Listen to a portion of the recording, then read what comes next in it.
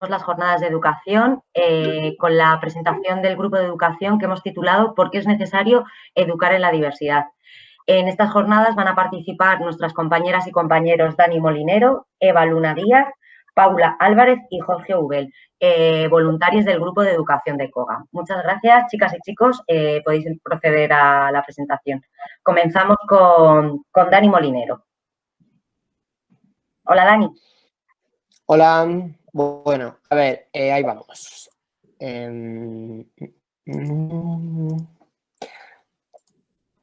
Vale, bueno, yo voy a empezar con la presentación del grupo de educación, ¿vale?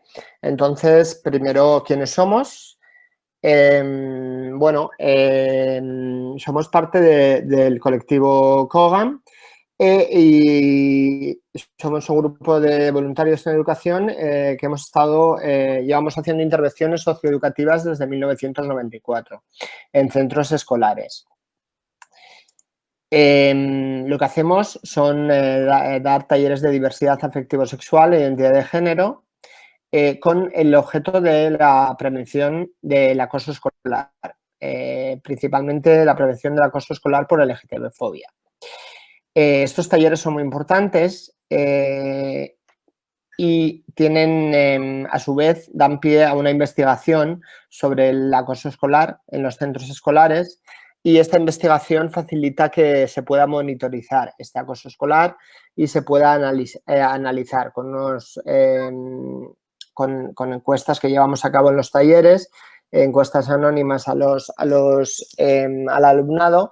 Estas encuestas nos sirven como una herramienta muy útil para monitorizar los datos de este acoso escolar y para analizarlos y poder emplear otros recursos para seguir dando estos talleres y para optimizar su impartición, la impartición de estos talleres para prevenir el acoso. Estos talleres llegan a más de 40.000 escolares y a más de 750 familias. Aparte de los talleres que damos en centros escolares a alumnos de enseñanza secundaria obligatoria y de bachillerato y de primaria. También damos talleres en AMPAs, en asociaciones de padres, con lo cual llegan a más de 750 familias. Y a 600 docentes y otros profesionales que participan más directamente o menos directamente en estos talleres. ¿El por qué lo hacemos? Bueno, las razones son porque más del 32% de estudiantes LGBTI sufre discriminación por su orientación. Estos son datos del estudio que se realizó en el 2013. Luego también otros datos importantes son que 1/3 de estudiantes declara que no saldría del armario por su condición, por miedo a represalias o por miedo a sufrir discriminación o por miedo a sufrir acoso, bullying. Y en los estudios que se han realizado en el 2015 y 2018 se observa una mejora en estos resultados. Entonces, se demuestra que los talleres que damos son efectivos en este sentido. Y a raíz de esto, de esta mejora de resultados, explicar un poco qué conseguimos con estos talleres. Bueno, pues lo que se consigue es detectar los casos de acoso escolar por LGTB-fobia y cuando se detectan estos casos, reducir este acoso escolar en mayor o menor medida, con mayor o menor éxito. Una tercera parte muy importante de lo que conseguimos es dar unas herramientas, facilitar unas herramientas al profesorado y al alumnado para poder combatir este acoso escolar. Esto es parte de la educación en igualdad que se promueve en los centros. Nuestra puntuación. Como he dicho antes, tras estos talleres se les pasa una encuesta al alumnado, una encuesta que es anónima y en la que, bueno, pues se les invita a responder ciertas preguntas sobre el contenido de los talleres y también a valorar la impartición de los talleres y el contenido. Entonces, la participación ha sido muy positiva, es de un 8,31. Al 9,21 les parece muy interesante, les parece interesante los talleres. Y en cuanto a nuestra valoración como voluntariado que impartimos los talleres es de un 9,21. Estos datos son en más de 7.408 encuestas, ¿vale? Realizadas en estos talleres, realizadas por nosotros, por los voluntarios de COGAM Educación, y se recogen en el documento de LGTBofobia en las aulas del 2019. Este es el último documento donde se han recogido estos datos. Y a continuación vemos una valoración de las intervenciones con un esquema un poco más gráfico, ¿vale? Donde la nota global es de un 8,91 de 10. Podemos observar cómo hay 4 barras. En la barra azul, la participación de los alumnos ha sido positiva. La barra roja, donde el taller les ha parecido interesante y útil, ¿vale? Que siempre supera el 9. ¿Cómo valoras qué tal ha impartido el taller del voluntariado? Esta sería la nota del voluntariado, que también siempre supera un 9. Y la media total que iría en color morado, que siempre está por encima del 8,90 en todos los casos. Y por último, si alguien desea más información, cualquier centro escolar, orientador, más información sobre los talleres y cómo pueden contactar con nosotros para hacerlos. Este es el teléfono de COGAM Educación. Lo que vamos a pedir de cada centro es el nombre del centro, los grupos a los que van dirigidos estos talleres, si son de la ESO o son de bachillerato, y qué número de grupos sería, y unos datos de contacto del orientador o la orientadora que vaya a coordinar estos talleres. Y eso es todo. Eso es toda la información sobre quiénes somos, qué hacemos y qué conseguimos con lo que hacemos. Muchas gracias, Dani. Damos paso a Eva Luna, nuestra compañera, que va a explicar exactamente qué es lo que hacemos dentro del grupo de educación, porque tenemos distintos grupos de trabajo y bueno, Eva pues va a detallar cuáles son y explicar un poquito las características de cada uno y cómo funcionan. Muchas gracias, Eva. Puedes empezar.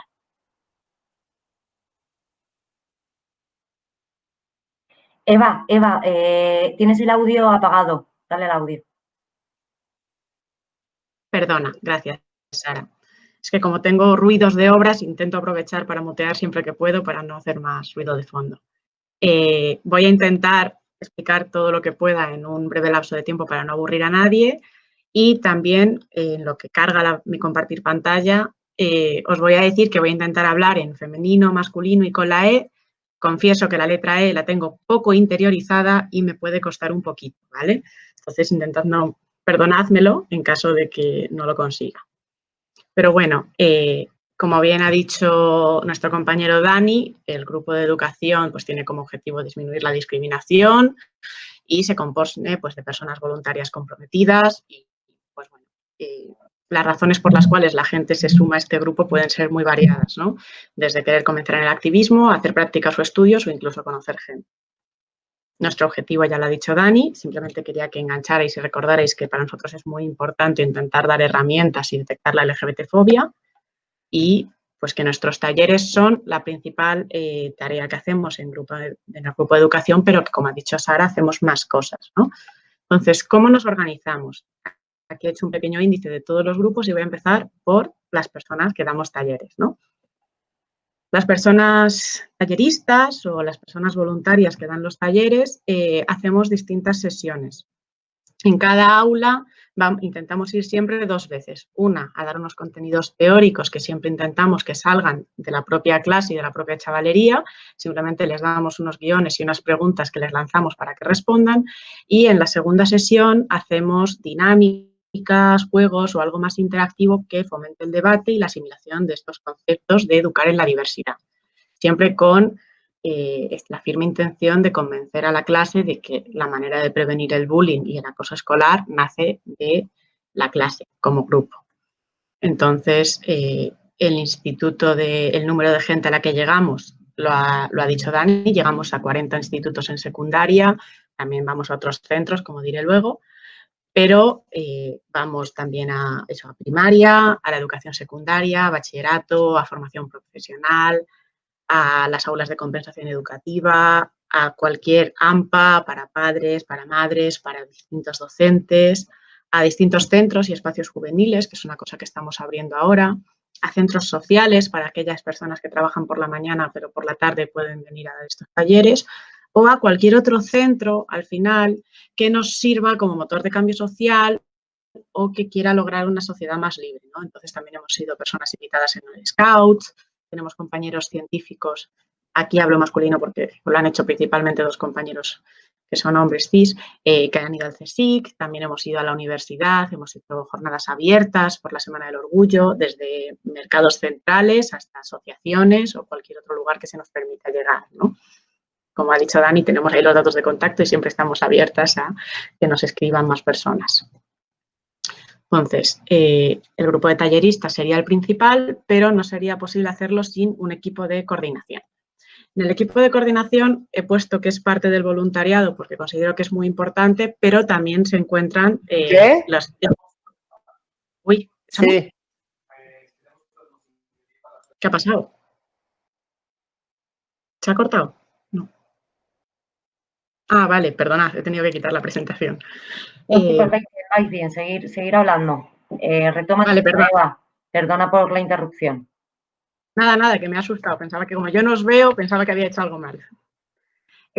Como os decía, el grupo de coordinación, aunque aquí he puesto que es parte del voluntariado, porque realmente el grueso son personas voluntarias especialmente implicadas y que quieren hacer algo más activo y meterse más dentro de la asociación y de la ONG, también se encuentra nuestro personal técnico dentro de esta coordinación para supervisar un poco la parte más técnica, lógicamente, de este trabajo, ¿no? Entonces, abarcan desde gestionar nuestras sesiones de formación, a hacer de nexo entre la parte que los técnicos que se dedican a otras gestiones se pierden, se encuentran, van a todas las reuniones de los jueves para asegurarse de que haya siempre un feedback y una puesta en común constante. Y si tienes alguna duda, siempre son las personas que más van a conocer el funcionamiento de COGAM Educación y mejor nos van a asesorar, ¿no? Entonces son un grupo de 8 o 9 personas que además se intentan meter en todos los demás grupos, se dividen y se especializan en cada uno de los grupos para asegurarse de que siempre haya una persona de coordinación dentro de cada uno de los otros grupos, ¿no? Para poder así tener mejor organización. Entonces, uno de esos grupos que salen sería la acogida, que cuenta con 1 o 2 personas de coordinación y el resto de voluntarias y voluntarios que se quieran meter dentro, ¿no? ¿Qué hace el grupo de acogida? El grupo de acogida se encarga de amenizar nuestra entrada a las personas que quieran entrar y que al final pues siempre entrar en un grupo nuevo que no conoces es un poquito más duro. También se dedican a hacer campañas para que puedan sumarse y animarse gente que igual no conoce el grupo y que le pueda interesar la actividad. Siempre están dispuestos a responder cualquier duda que tengamos, ya sea vía correo electrónico o a través del grupo de WhatsApp que tenemos en COGAM Educación. Y principalmente van siempre antes a las reuniones, media horita antes, para poder tener ese tiempo para personalizar las dudas, poner cara a la gente nueva y hacer que su entrada sea mucho más suave, porque al final cuando llega todo el mundo, esa persona nueva ya tiene a alguien a quien conoce y con la que ha podido hablar y establecer un poquito de relación antes, ¿no? Entonces, este es el grupo de acogida. Después tendríamos el grupo de comunicación y redes sociales, que ha sido indispensable en este estado de alarma del COVID-19, pero que ya antes llevaban haciendo una gran labor, ¿no? Son la gente que se encarga de todas nuestras redes sociales, Twitter, Instagram, Facebook o de nuestro blog personal en el que vamos subiendo los recursos y que además también tienen conexión con la red de COGAM General, que tiene su propia página web y donde a veces pues, se van subiendo también materiales y documentos e intentamos que estén actualizados. Entonces, es la sección de COGAM Educación que hace que tengamos transparencia y que sea visible nuestra actividad y nos permita llegar a gente que, si bien no está en la Comunidad de Madrid, le pueda interesar lo que hacemos y pueda ver todo lo que hacemos, ¿no? Entonces, trabajan día a día y además pues monitorizan el alcance que tenemos porque ahora han puesto un rastreador para ver dónde se descargan nuestros materiales y así poder hacerlos más personales en función de los países a los que llegamos, ¿no? Por no hablar de eso, de todas las actividades que hemos hecho durante estos meses de marzo, que habría sido imposible sin ellas, ¿no? Luego tenemos el grupo de formación y creación de materiales. Aquí he puesto todo el rato actualización y actualización en las primeras partes, pero realmente eso se hizo en un primer momento, ¿no? Aquí he puesto las actualizaciones para que veáis que las fechas siguen en constante actualización y en constante formación, pero que desde 1994, como ha dicho Dani, estos materiales se han ido creando y han ido evolucionando acorde a lo que ha hecho la sociedad, ¿no? Hacemos material formativo e informativo, desde hacer las dinámicas que damos en los talleres, hasta cómo diseñar las presentaciones de las aulas para los talleristas, hasta las propias charlas especializadas o cómo adaptar los nuevos vídeos y los nuevos ejemplos de los medios de comunicación para poder llevarlos a las clases.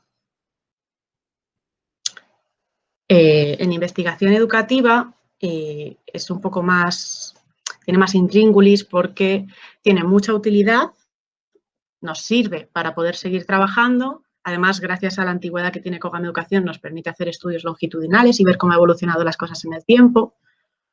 Pero aquí, aparte del voluntariado, se encuentra casi siempre el personal técnico, revisando que todo lo que se haga se encuentra bien hecho, dándole una validez, contrastando bien toda la información y asegurándose de que todas las encuestas están bien metidas, de que no hay errores y de que todos los datos que tenemos son verídicos, ¿no? Entonces, esto es muy útil porque nos permite darle a las clases un feedback del estado de su aula. Siempre que damos un taller, se pasa una encuesta, siempre que nos deje el centro, y se les da un informe de vuelta a cada clase, a cada centro, explicando el estado de cómo está su colegio, ¿no? De niveles de LGBTfobia y de la confianza que tienen en el profesorado. Aparte, también nos permite sentar unas bases para ver si estamos llevando bien nuestra labor o si por acá, por ejemplo, hay que cambiar algo, ¿no?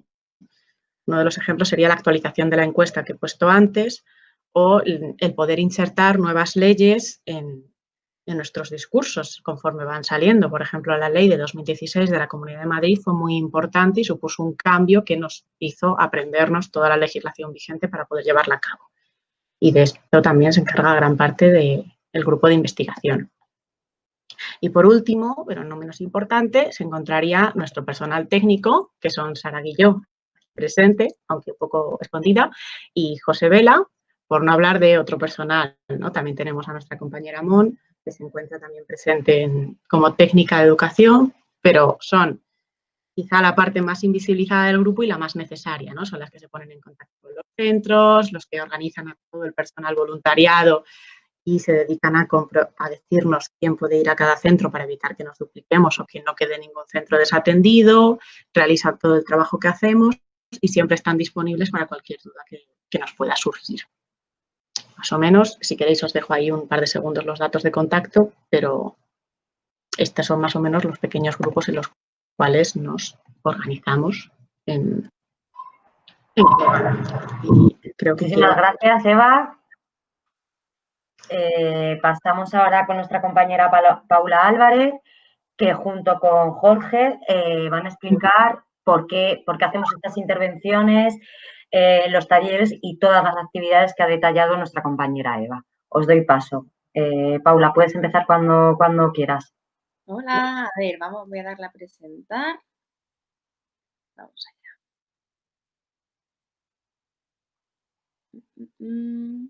¿Estáis viendo mi pantalla ya? Todavía no.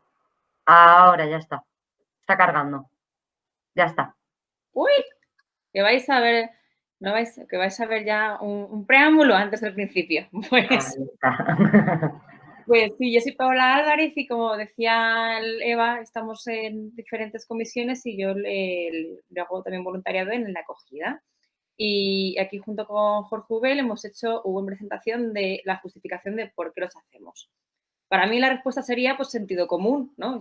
Porque son muy necesarios, son vitales y así nos aseguramos que seguimos una estela de respeto y porque la educación es un momento muy importante de cambio social. Y vamos a ver, voy a darle aquí a, hemos dicho ver y, ¿dónde estaba? Y pantalla completa. Mira, ahora mucho mejor. Pero bueno, aparte de por esto, pues porque tenemos unos objetivos muy necesarios que son proteger frente al odio en la infancia y en la adolescencia, prevenir el bullying en las aulas, que esto es algo que sucede. Y además, para poder hacer un análisis cualitativo y poder tener unos datos objetivos, tenemos esta fabulosa encuesta que ahora veremos datos que nos arroja de por qué es tan necesario hacer un abordaje para que no haya bullying en las aulas, porque a verlo, haylo, ¿no? Evitar que el desconocimiento se transforme en LGTB-fobia. ¿Por qué? Porque cuando hablamos de LGTB-fobia no es como una aracnofobia, es odio, ¿no? No es miedo. Pero es verdad que los odios vienen del miedo y el miedo viene del desconocimiento. Entonces, lo que hacemos es pues, dar visibilidad y dar conocimiento pues, para que no sea algo que no conocen y que puede generar como miedo por desconocimiento y derivar en el LGTB-fobia. Y por otro lado, que no menos importante, para cumplir con la ley y con los derechos humanos, porque eso es una cuestión de ley, ¿no? E incluso en las leyes de educación lo que ocurre es que es un contenido que se supone que es transversal en todas las asignaturas y al final lo que está en todo también puede no estar en ningún sitio y es necesario que hagamos un abordaje pues para que esto se cumpla. Por eso, como iba contando, tenemos por un lado las leyes que nos protegen, que son una gran conquista, y también tenemos el cambio social, ¿no? Porque a veces no van siempre a la par los avances con las leyes y los avances en la sociedad. Por eso luego nuestro compañero Jaime Ubel nos va a hacer, Jorge Ubel, perdóname Jorge, Jorge va a hablar de la legislación y yo ahora os voy a hablar un poquito del tema del cambio social, de cómo estamos en términos de respeto hacia el colectivo y si sufren los alumnos LGTBI bullying en las aulas, en los colegios. Para esto me voy a apoyar en esta fabulosa investigación porque, claro, una cosa es la percepción que podemos tener, un poquito el tacto como docentes, pero claro, esto nos da unos datos objetivos de cómo está el patio. Esta investigación es en colegios donde ya ha habido una intervención. Entonces, claro, hay dos datos muy positivos porque allí donde se han hecho los talleres, pues claro, los datos son un poquito más, son un poquito mejores. Al menos nos da un poco la sensación de que se va avanzando en buena dirección. Pero claro, aún así nos sigue diciendo que es muy necesario realizar estos talleres. Pues bueno, como os contaba, que para tener un conocimiento objetivo de la situación tenemos este estudio fabuloso que está realizado en 2019. O sea que son datos muy fresquitos. Entonces, el tema de los baños, esto es un tema súper candente que siempre sale a reducir. Entonces, los datos que nos arroja esta investigación es que un 15% de compañeros no ve con buenos ojos que sus compañeros trans utilicen el baño que consideren conveniente. Por eso es muy importante que hablemos de esto, porque claro, esto es una discriminación y esto puede crear un entorno hostil hacia los compañeros trans. Por eso es importante que se aborde y que puedan entrar el tener un entorno seguro y que se les deje opción a ir al baño que consideren que es el que tiene que ir, el que se sienten seguros. Seguros, seguras, segures. Me pasa como a nuestra compañera Eva, perdonadme si no siempre hago, que a veces me cuesta también la E.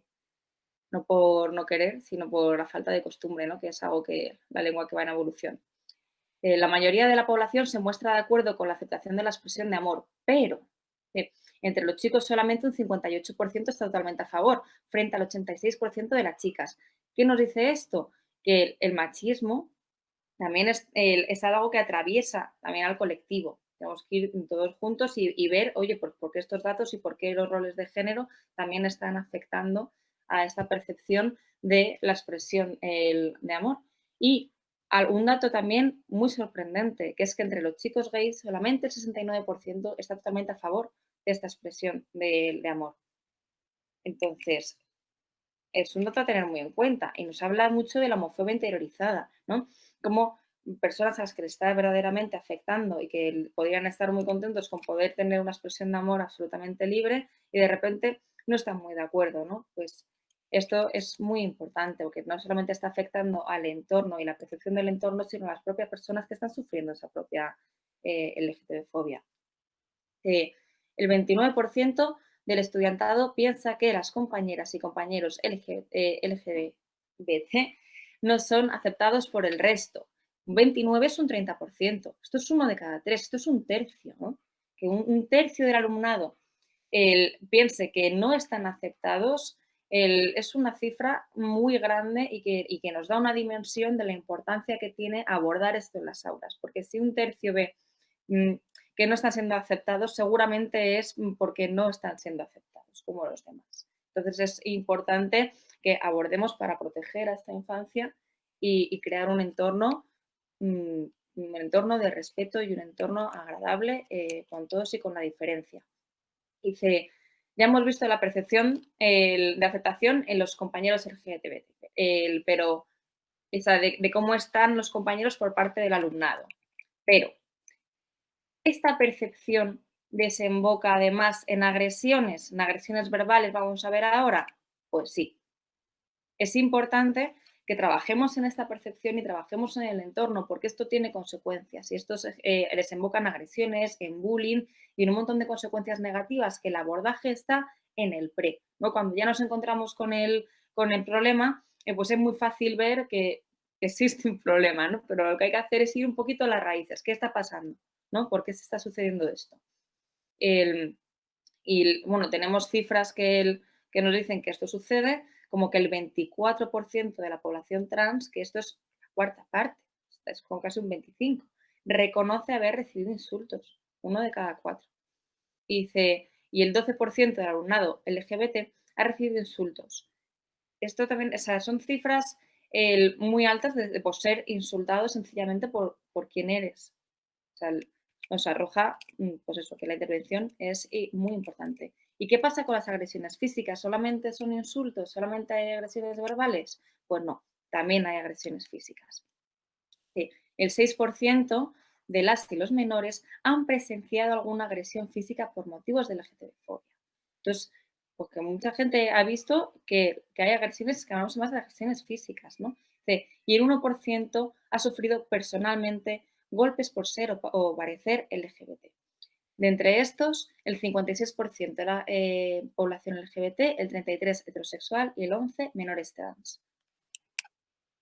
Y ahora os dejo con el marco legal, que nos lo va a presentar nuestro compañero Jorge Ubeda. A ver, me voy a dejar de presentar.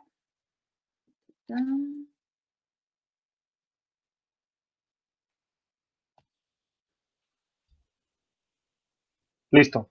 Pues muy bien, muchas gracias, Paula. Y mientras prepara aquí la presentación de pantalla, primero nada, agradecer a Kogan también que organice este tipo de actividades que creo que son interesantes para que se conozca lo que se hace en el grupo y bueno.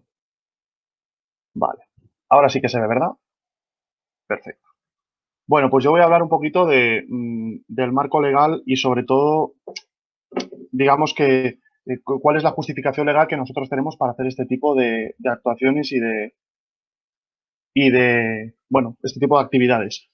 Como ha dicho mi compañera, para mí el primer motivo es el sentido común, ¿no? Pero además del sentido común, también hay una serie de leyes que nos avalan tanto internacionales como nacionales como internacionales. Y es lo que voy a pasar a explicar rápidamente ahora. En primer lugar, en 1989, la Organización de las Naciones Unidas decía y dice que cada Estado tiene que tomar las medidas para encaminar la educación de los menores a desarrollar la personalidad, aptitudes, y inculcar al niño el respeto de los derechos humanos y las libertades fundamentales. Es decir, que ya la ONU en el año 89 estaba diciendo que era labor de cada Estado que sus menores se les inculquen valores de respeto, de tolerancia, de igualdad. Por lo tanto, ya hay un organismo internacional que está diciendo que esto tiene que ser parte fundamental dentro de la educación. Pero además hay una serie de leyes internacionales que son importantes a la hora de nuestra justificación, digamos, legal para con estos talleres. En primer lugar, en 1948 está la Declaración Universal de los Derechos Humanos, que básicamente lo que hace es como el gran texto que nos habla de la no discriminación, ¿no? Y de que todas las personas tenemos que ser iguales ante la ley, sin importar cualquier tipo de condición social, cualquier tipo de discriminación por raza, por género, por identidad de género, por orientación sexual, por sexo, quiero decir. Entonces, tenemos un marco legal internacional enorme que ya nos está diciendo que estas discriminaciones no pueden existir. Además, en 1997 tenemos también la Declaración Universal de los Derechos Sexuales, que es una de las grandes, digamos, reconocimientos, porque es una declaración que está centrada principalmente en el colectivo LGBT y que precisamente también habla de esa no discriminación por orientación sexual y todo lo que conlleva, o por identidad de género, básicamente que no haya ningún tipo de discriminación por pertenecer al colectivo LGBT. Pero además, y esto es lo que esta me parece muy interesante, en el año 2006 en Quebec hubo una conferencia internacional sobre los derechos de las personas LGBTQ y como resultado se creó esta Declaración de Montreal sobre los derechos humanos de las lesbianas, gays, transexuales y bisexuales, que es del año 2006, que si lo pensamos es de hace muy poquito, pero bueno, y dentro de ella se destaca por primera vez y se menciona por primera vez la necesidad de tomar medidas educativas dirigidas a sensibilizar el respeto hacia la diversidad afectivo-sexual y hacia las diferentes identidades de género con objetivo de prevenir y actuar ante el bullying LGTB-fóbico. Es decir, que en 2006 tenemos una declaración internacional que ya nos está hablando propiamente de que dentro de los contenidos educativos y de los objetivos transversales educativos tiene que haber algo dirigido a eliminar todo este tipo de discriminaciones. Pero además, si nos fijamos en nuestro Estado, tenemos la Ley Orgánica de 1996 de protección jurídica al menor, que en su artículo 11 habla del libre desarrollo de la personalidad conforme a su orientación e identidad sexual. Es decir, que el Estado debe garantizar que todo el alumnado tenga un libre desarrollo de su personalidad y de su orientación sexual. Y ahí es parte fundamental la educación. Además, tenemos la famosa LOMCE del año 2013, la Ley Orgánica para Mejorar la Calidad Educativa, que tiene unos objetivos propios en educación secundaria en los que habla valorar y respetar la diferencia entre sexos, igualdad de derechos y oportunidades, rechazar estereotipos que supongan discriminación entre hombres y mujeres. Es decir, son objetivos propios de la etapa de educación secundaria. Y todo ese tipo de objetivos se abarcan en los talleres que hacemos desde CON Educación. Y además, tenemos un Real Decreto de 2014 que también fija un poco el currículum básico de la ESO y de bachillerato, donde habla de objetivos igualitarios que son transversales. Como antes dijo nuestra compañera Paula, muchas veces los objetivos son transversales y se quedan en tierra de nadie. Entonces es importante que alguien, algún grupo, algún colectivo, si el sistema educativo de forma tradicional o per se no lo hace, nosotros estamos cubriendo ese hueco de esos objetivos que se tienen que trabajar en la escuela. Y además, aquí en la Comunidad de Madrid tenemos leyes autonómicas muy propias que me parecen bastante interesantes. Tenemos una ley en 2016, el 22 de julio, que precisamente habla directamente de la protección integral contra la LGTBI-fobia y la discriminación por razón de orientación sexual, identidad de género en la Comunidad de Madrid. Es decir, que ya hay una ley propia de la Comunidad de Madrid que está diciendo que en las escuelas tiene que haber una protección integral contra la LGTBI-fobia. Y cuando para proteger cualquier tipo de fobia, cualquier tipo de machismo, de racismo, de xenofobia, lo que hay que hacer es educar. Entonces, nosotros estamos cubriendo ese espacio que las leyes dicen que se tiene que dar y lo estamos cubriendo nosotros. Y además tenemos en el decreto del 15 de 2007, el 19 de abril, que habla como una falta muy grave dentro de la convivencia de los centros educativos, que haya algún tipo de discriminación por cualquier tipo de condición, sea por nacimiento, raza, sexo, religión, orientación sexual o por cualquier otra condición, circunstancia personal o social. Es decir, que ya se reconoce que esto es una falta muy grave que esto ocurra. Entonces, hay una serie de conclusiones que a mí me parecen interesantes. ¿Por qué? Porque a los centros educativos se les está pidiendo que se integre la diversidad, que se hable de orientaciones afectivo-sexuales, que se hable de identidad de género dentro del currículo. Entonces, si no se hace, digamos, de la forma dentro, digamos, de las actividades generales que se hacen en las escuelas, son las escuelas y los centros los que acuden a nosotros, a CON Educación, para que podamos llevar a cabo estas intervenciones y cubrir estos objetivos que se piden de forma legal a los centros.